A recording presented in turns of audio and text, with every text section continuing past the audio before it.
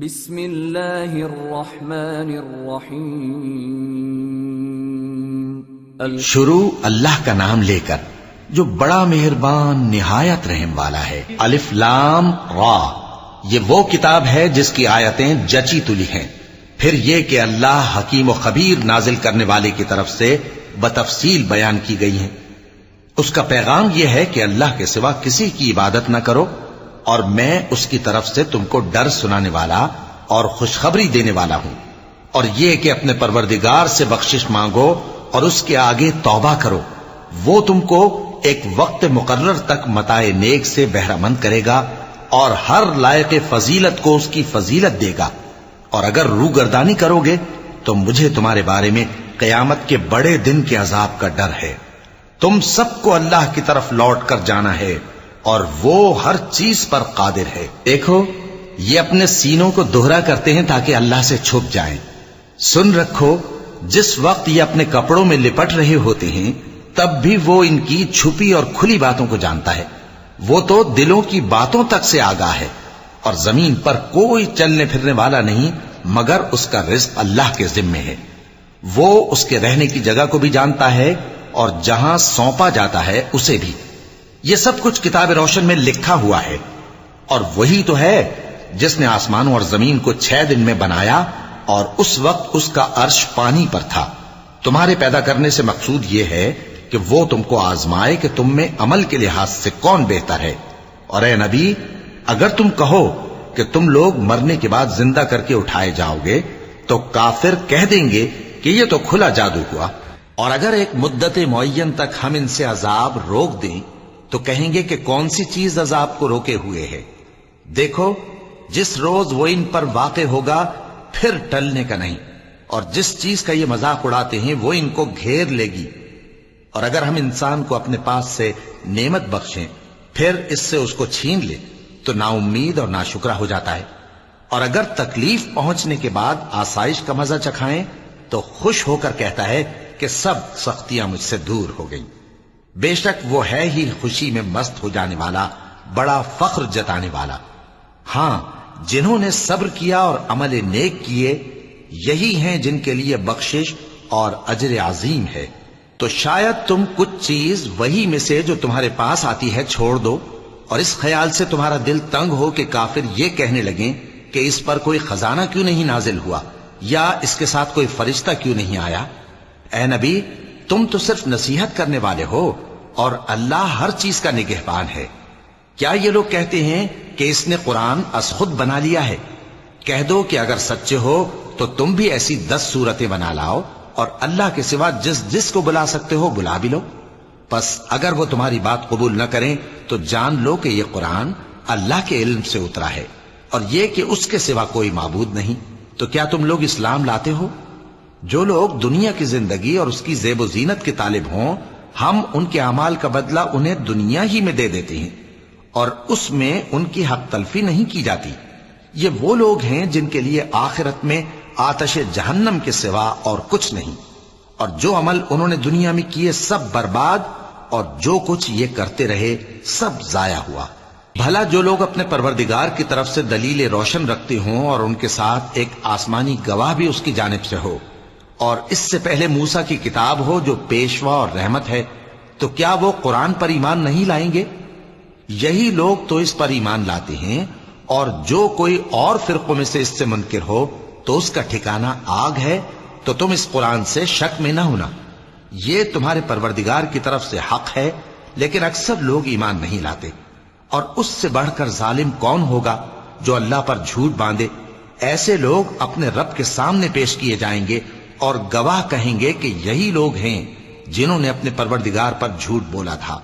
سن رکھو کہ ظالموں پر اللہ کی لعنت ہے، جو اللہ کے رستے سے روکتے اور اس میں کجی چاہتی ہیں، اور وہ آخرت کا بھی انکار کرتے ہیں۔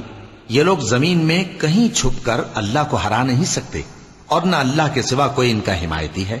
اے پیغمبر، ان کو دگنا عذاب دیا جائے گا، کیونکہ یہ شدت کفر سے تمہاری بات نہیں سن سکتے تھے اور نہ تم کو دیکھ سکتے تھے۔ یہی ہیں جنہوں نے اپنے آپ کو خسارے میں ڈالا، اور جو کچھ یہ افترا کیا کرتے تھے ان سے جاتا رہا۔ بلا شبہ یہ لوگ آخرت میں سب سے زیادہ نقصان پانے والے ہیں۔ جو لوگ ایمان لائے اور عمل نیک کیے اور اپنے پروردگار کے آگے عاجزی کی، یہی صاحب جنت ہیں، ہمیشہ اس میں رہیں گے۔ دونوں فریقوں یعنی کافر و مومن کی مثال ایسی ہے جیسے ایک اندھا بہرا ہو اور ایک دیکھتا سنتا۔ بھلا دونوں کا حال یکساں ہو سکتا ہے؟ پھر تم سوچتے کیوں نہیں؟ اور ہم نے نوح کو ان کی قوم کی طرف بھیجا تو انہوں نے ان سے کہا کہ میں تم کو کھول کھول کر ڈر سنانے اور یہ پیغام پہنچانے آیا ہوں کہ اللہ کے سوا کسی کی عبادت نہ کرو، مجھے تمہاری نسبت دردناک عذاب کا خوف ہے۔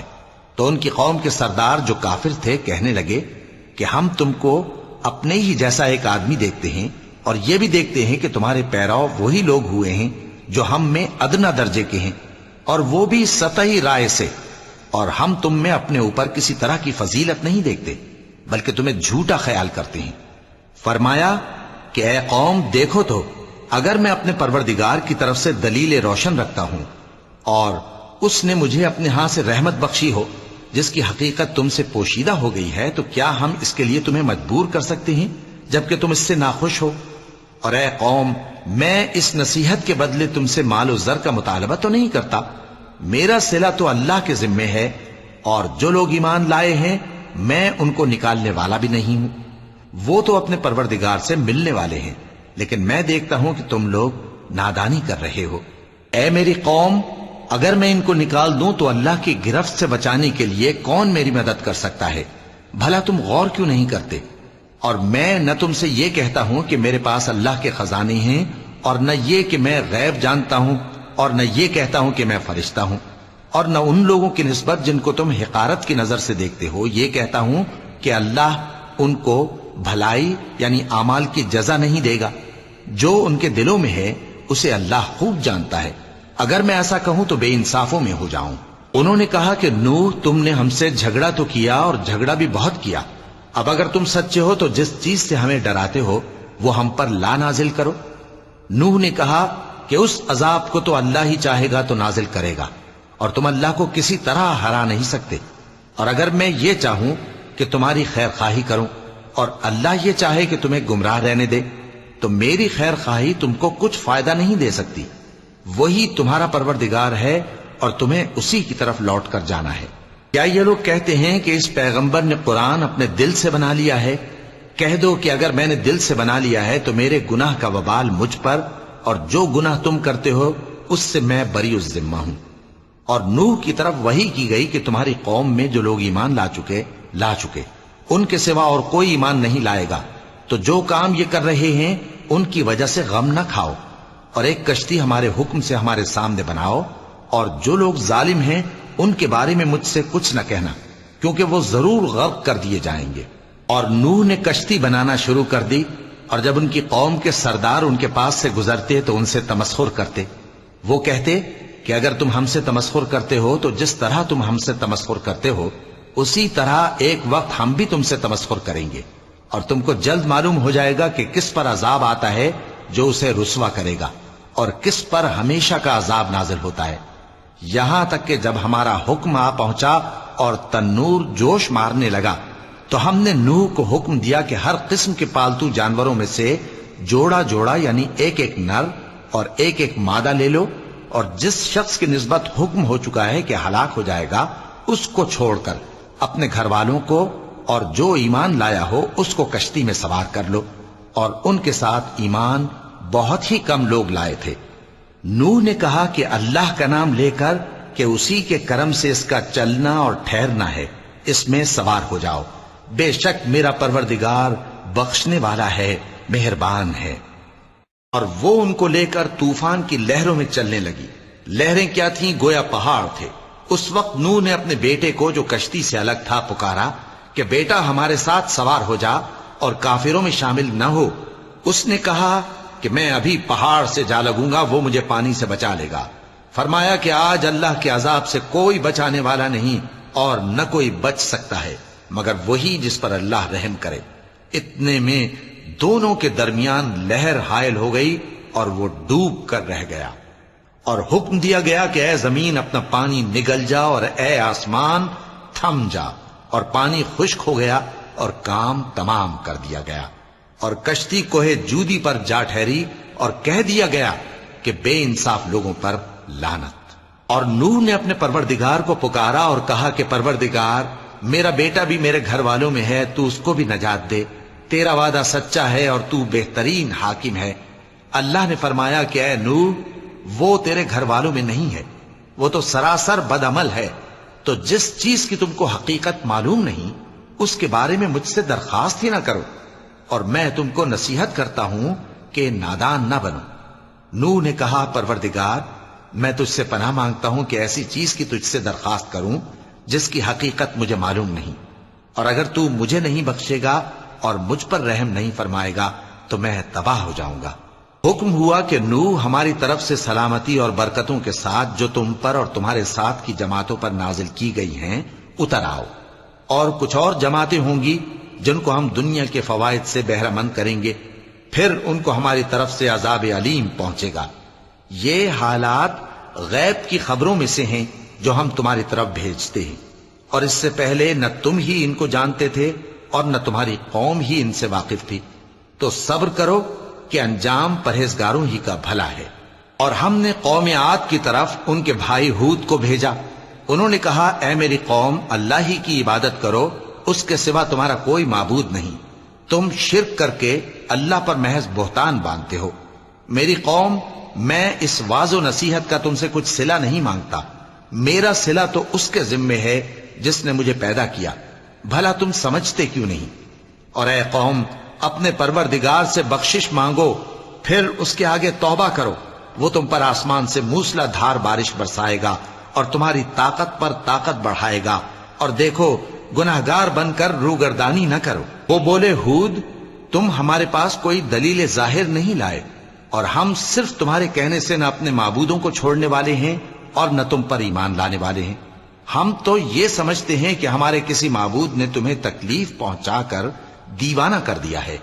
انہوں نے کہا کہ میں اللہ کو گواہ کرتا ہوں اور تم بھی گواہ رہو کہ جن کو تم اللہ کا شریک بناتے ہو میں ان سے بیزار ہوں، یعنی جن کی اللہ کے سوا عبادت کرتے ہو، تو تم سب مل کر میرے بارے میں جو تدبیر کرنی چاہو کر لو اور مجھے مہلت نہ دو۔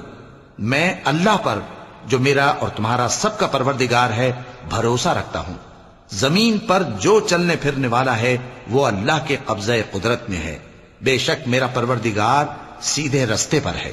اب اگر تم روگردانی کرو گے تو جو پیغام میرے ذریعے تمہاری طرف بھیجا گیا ہے وہ میں نے تمہیں پہنچا دیا ہے، اور میرا پروردگار تمہاری جگہ اور لوگوں کو لا بسائے گا، اور تم اللہ کا کچھ بھی نہیں بگاڑ سکو گے۔ میرا پروردگار تو ہر چیز پر نگہبان ہے۔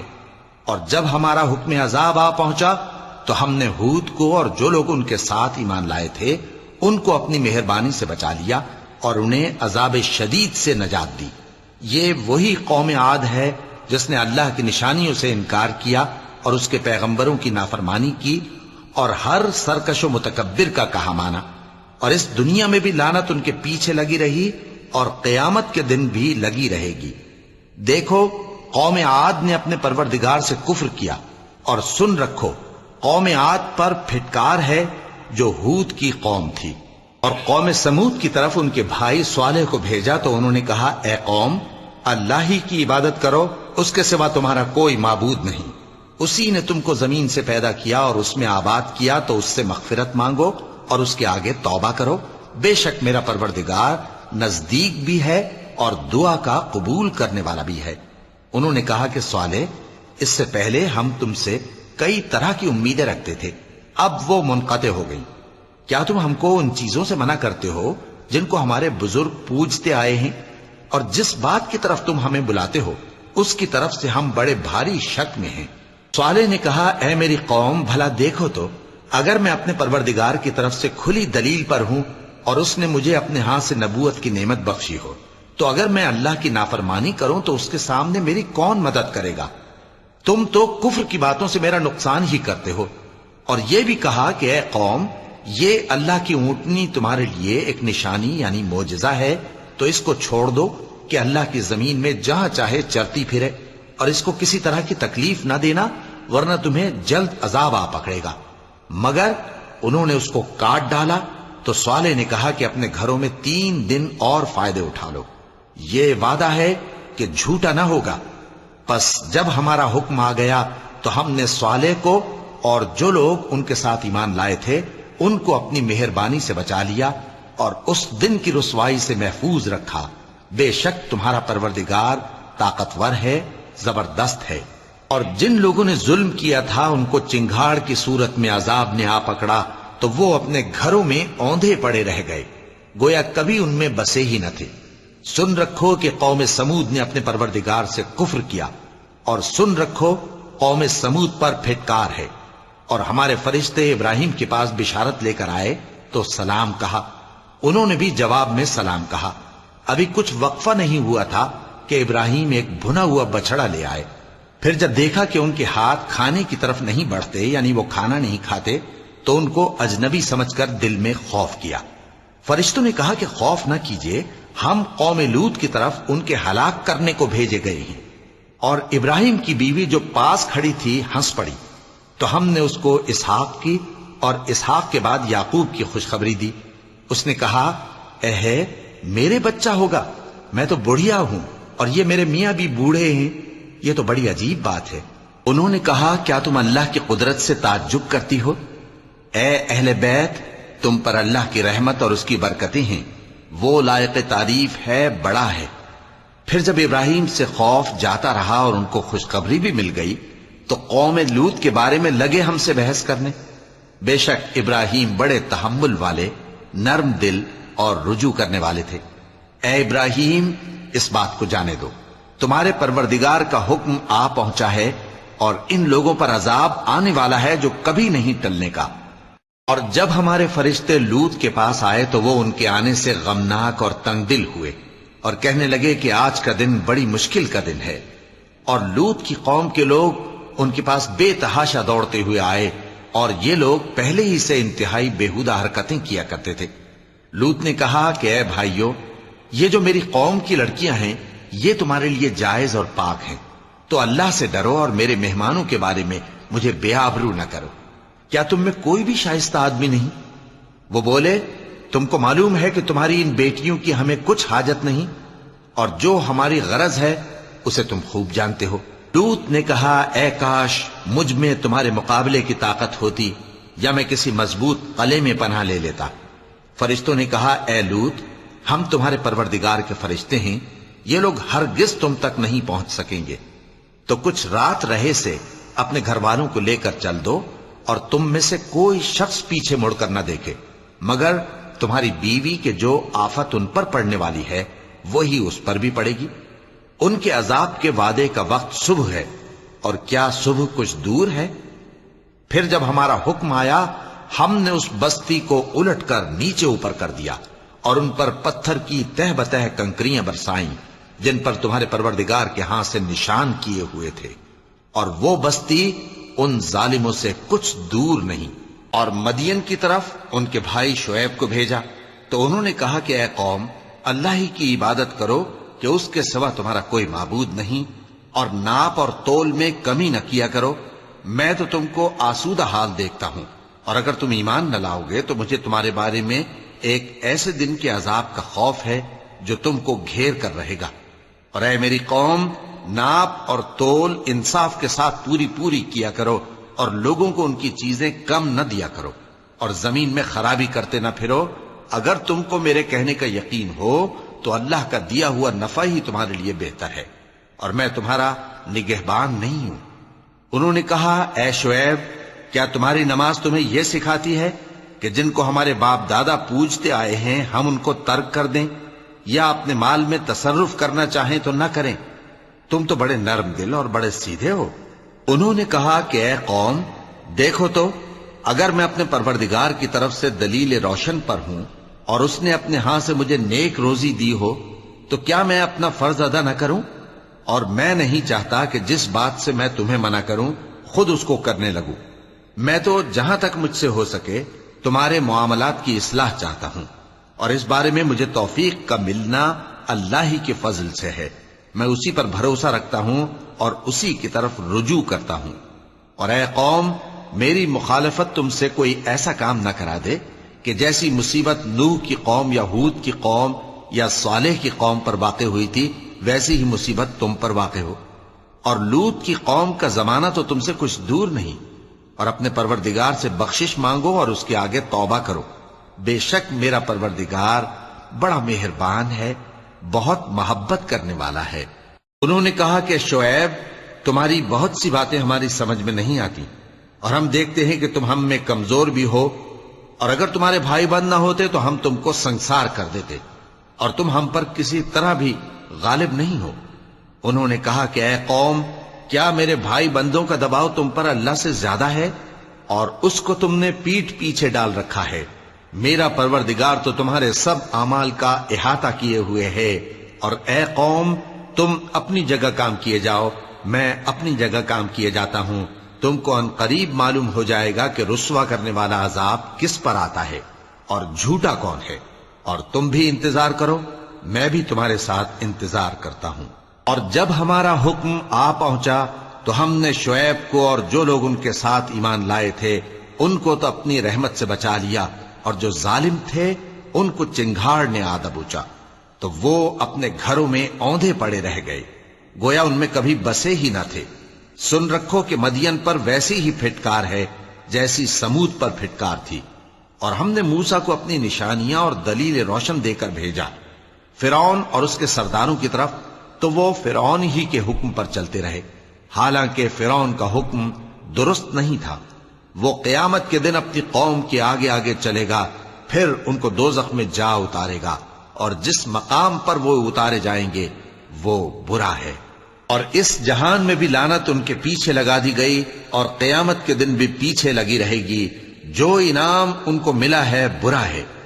یہ پرانی بستیوں کے تھوڑے سے حالات ہیں جو ہم تم سے بیان کرتے ہیں، ان میں سے بعض تو باقی ہیں اور بعض تہس نہس ہو گئیں، اور ہم نے ان لوگوں پر ظلم نہیں کیا بلکہ انہوں نے خود اپنے اوپر ظلم کیا۔ غرض جب تمہارے پروردگار کا حکم آ پہنچا تو جن معبودوں کو وہ اللہ کے سوا پکارا کرتے تھے وہ ان کے کچھ بھی کام نہ آئے، اور بربادی کے سوا انہیں اور کچھ نہ دے سکے۔ اور تمہارا پروردگار جب نافرمان بستیوں کو پکڑا کرتا ہے تو اس کی پکڑ اسی طرح کی ہوتی ہے، بے شک اس کی پکڑ دکھ دینے والی سخت ہے۔ ان قصوں میں اس شخص کے لیے جو عذاب آخرت سے ڈرے عبرت ہے۔ یہ وہ دن ہوگا جس میں سب اکٹھے کیے جائیں گے، اور یہی وہ دن ہوگا جس میں سب اللہ کے روبرو حاضر کیے جائیں گے، اور ہم اس کے لانے میں ایک وقت معین تک تاخیر کر رہے ہیں۔ جس روز وہ آ جائے گا تو کوئی شخص اللہ کے حکم کے بغیر بول بھی نہیں سکے گا۔ پھر ان میں سے کچھ بدبخت ہوں گے اور کچھ نیک بخت، تو جو بدبخت ہوں گے وہ دوزخ میں ڈال دیے جائیں گے، اس میں ان کو چلانا اور دھاڑنا ہوگا۔ جب تک آسمان و زمین ہیں وہ اسی میں رہیں گے مگر جتنا تمہارا پروردگار چاہے، بے شک تمہارا پروردگار جو چاہتا ہے کر دیتا ہے۔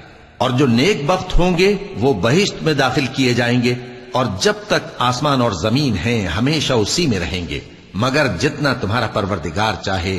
یہ اللہ کی بخشش ہے جو کبھی منقطع نہیں ہوگی۔ تو یہ لوگ جو غیر اللہ کی پرستش کرتے ہیں اس سے تم شک میں نہ پڑنا، یہ اسی طرح پرستش کرتے ہیں جس طرح پہلے سے ان کے باپ دادا پرستش کرتے آئے ہیں، اور ہم ان کو ان کا حصہ پورا پورا بغیر کچھ کم کیے دینے والے ہیں۔ اور ہم نے موسیٰ کو کتاب دی تو اس میں اختلاف کیا گیا، اور اگر تمہارے پروردگار کی طرف سے ایک بات پہلے نہ ہو چکی ہوتی تو ان میں فیصلہ کر دیا جاتا، اور وہ تو اس کی طرف سے بڑے بھاری شک میں پڑے ہوئے ہیں۔ اور تمہارا پروردگار ان سب کو قیامت کے دن ان کے اعمال کا پورا پورا بدلہ دے گا، بے شک جو عمل یہ کرتے ہیں وہ اس سے واقف ہے۔ تو اے پیغمبر، جیسا تم کو حکم ہوتا ہے اس پر تم اور جو لوگ تمہارے ساتھ تائب ہوئے ہیں قائم رہو، اور حد سے تجاوز نہ کرنا، وہ تمہارے سب اعمال کو دیکھ رہا ہے۔ اور مسلمانوں، جو لوگ ظالم ہیں ان کی طرف مائل نہ ہونا، نہیں تو تمہیں بھی دوزخ کی آگ آ لپٹے گی، اور اللہ کے سوا تمہارے کوئی دوست نہیں ہوں گے، پھر تمہیں کوئی مدد بھی نہ ملے گی۔ اور دن کے دونوں سروں یعنی صبح اور شام کے اوقات میں اور رات کی چند ساعتوں میں نماز پڑھا کرو، کچھ شک نہیں کہ نیکیاں گناہوں کو دور کر دیتی ہیں۔ یہ ان کے لیے نصیحت ہے جو نصیحت قبول کرنے والے ہیں۔ اور صبر کیے رہو کہ اللہ نیکوکاروں کا اجر ضائع نہیں کرتا۔ تو جو امتیں تم سے پہلے گزر چکی ہیں ان میں ایسے ہوش مند کیوں نہ ہوئے جو ملک میں خرابی کرنے سے روکتے؟ ہاں ایسے تھوڑے سے تھے جن کو ہم نے ان میں سے نجات بخشی، اور جو ظالم تھے وہ انہی باتوں کے پیچھے لگے رہے جن میں عیش و آرام تھا، اور وہ گناہوں میں ڈوبے ہوئے تھے۔ اور تمہارا پروردگار ایسا نہیں ہے کہ بستیوں کو جبکہ وہاں کے باشندے نیکوکار ہوں از راہ ظلم تباہ کر دے۔ اور اگر تمہارا پروردگار چاہتا تو تمام لوگوں کو ایک ہی جماعت کر دیتا، اور وہ برابر اختلاف کرتے رہیں گے، مگر جن پر تمہارا پروردگار رحم فرمائے۔ اور اسی لیے اس نے ان کو پیدا کیا ہے، اور تمہارے پروردگار کا قول پورا ہو گیا کہ میں دوزخ کو جنوں اور انسانوں سب سے بھر دوں گا۔ اور اے نبی اور پیغمبروں کے وہ سب حالات جو ہم تم سے بیان کرتے ہیں ان سے ہم تمہارے دل کو جمائے رکھتے ہیں، اور ان حالات میں تمہارے پاس حق پہنچ گیا، اور یہ مومنوں کے لیے نصیحت اور عبرت ہے۔ اور جو لوگ ایمان نہیں لائے ان سے کہہ دو کہ تم اپنی جگہ عمل کیے جاؤ، ہم اپنی جگہ عمل کیے جاتے ہیں، اور نتیجہ اعمال کا تم بھی انتظار کرو، ہم بھی انتظار کرتے ہیں۔ اور آسمانوں اور زمین کی چھپی چیزوں کا علم اللہ ہی کو ہے، اور تمام معاملات اسی کی طرف رجوع کیے جائیں گے، تو اسی کی عبادت کرو اور اسی پر بھروسہ رکھو۔ اور جو کچھ تم لوگ کر رہے ہو تمہارا پروردگار اس سے بے خبر نہیں۔ صدق اللہ العظیم۔